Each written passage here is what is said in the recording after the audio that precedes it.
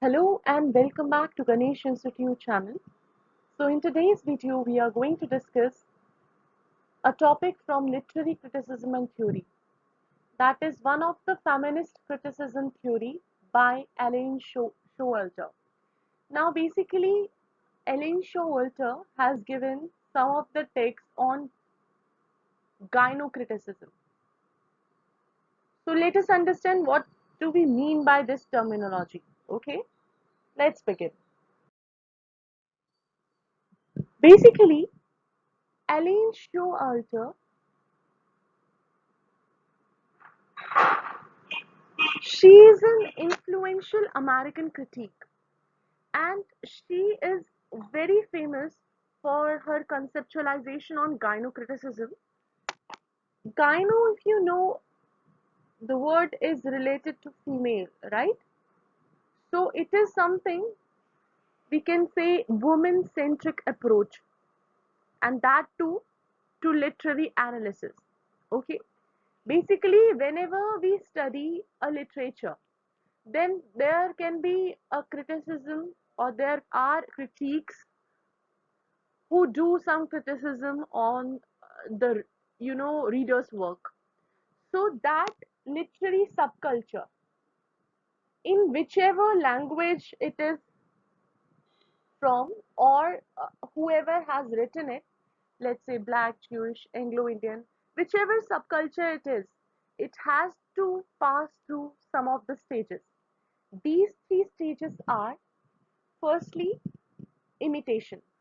Imitation of the modes of the dominant tradition and internationalization of the artistic and social values. So, firstly, reader, just try to imitate whatever is written and try to imbibe as per the dominant tradition, whatever is happening in the surrounding. Okay.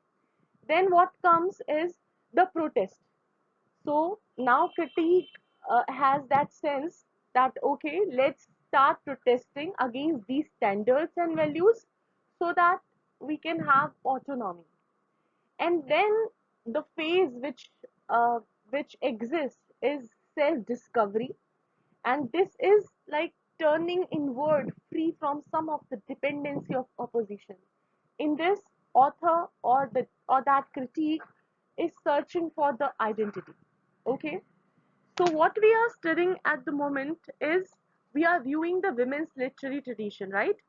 So Showalter also explain everything in the form of phases. So let's see what all phases are there in her theory of feminine criticism. Okay, so here we can see that there are three phases. First one is feminine spanning, second one is feminist phase, third one is female phase. So if we categorize the timeline and connect it with the literary subcultures stages, okay, we just studied about the literary subculture stages, then we have these three phases out of her theory. So first phase is feminine spanning, and this is the phase lying in between 1840 to 1880. This is the phase of imitation, right? Where women critique what they were trying to do. We have many examples like George Eliot and all. They started writing some of the male pseudonyms. That means whatever males were writing, we were just imitating it, try to find out that what is right or wrong in it. Then second phase comes or considers as feminist phase, and this is the phase when the time period was 1880 to 1920, where the actual protest was started. So protest, when revolution was there, when women began to win the voting rights and all. So they started understanding their they too are human beings and they have rights, so they have to acknowledge that. Then comes this third phase, which we can see here is the female phase. So it is, when we studied in the last slide, that was the self-awareness thing, right? After protesting, they realized that what are they? There began self-awareness when women's writing entered into a new phase of self-awareness. Okay, so Showalter points out that although women writers since the beginning have shared a covert solidarity, they were writing, they were analyzing that yes, we too have some rights, but still those were not, when opposition was there, so rights were not given that much freedom. So what happened at that time, despite the restrictions, there are many examples. The novel from Jane Austen to George Eliot, they talked about the daily lives to show the protest, to show what kind of life these women were having, and to show the values of women within a family and community. So basically, there was when these phases were there. So overall, we can consider a feminist phase, which denotes the political involvement, where women were questioned about the stereotypes, why they are challenging the stereotypes, why, but still, because protest was there, so women raised some questions against these challenges, the restrictions of women's language, why there were restrictions. So there was a denouncement of the ethic of self-sacrifice, and there used to, you know, some frictional dramatization of oppression to bring about social and political changes. So when self-awareness began, it was kind of declaration of independence in the female tradition. Okay, so women were trying to challenge the monopoly of the male press. Some of the women, if you take the example of Virginia Woolf, because they knew, she knew, and some of the categories knew that um, press was under the control of men, so their rights or whatever they wanted to say was not listened. So they started their own press. Okay, so this is how that female phase began, where there was a courageous self-exploration. Now they were opposing those trends, those stereotypes openly. Okay, so they showed some anger, some of the creative power through their writings. So if we talk about the position which Showalter showed through feminist criticism, so she said that we can classify the feminist criticism into two categories.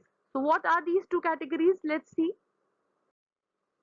So here there are two feminist criticism categories. One is feminist critique and another one is gyno criticism. So this term in itself is very important for the short note in examination. So you need to know about it. Firstly, feminist criticism or critique. Critique is a reader who is providing or who is giving the feedback about the writings of author. Okay, so now because it has feminist word, so now this is what women as a reader, when they are reading a text and they are providing the feedback. Whereas when you talk about gynocriticism, this means women as a writer. Okay, so see, understand the difference between these two categories. When we talk about feminist critique, so here women are consumers of male produced literature. They are just reading it and finding it out what is wrong and what is right. Okay, and this is literally when we connect it with the stereotypes, so it is literally a stereotypical representations of women. Okay, in the patriarchal society, male oriented literary theory.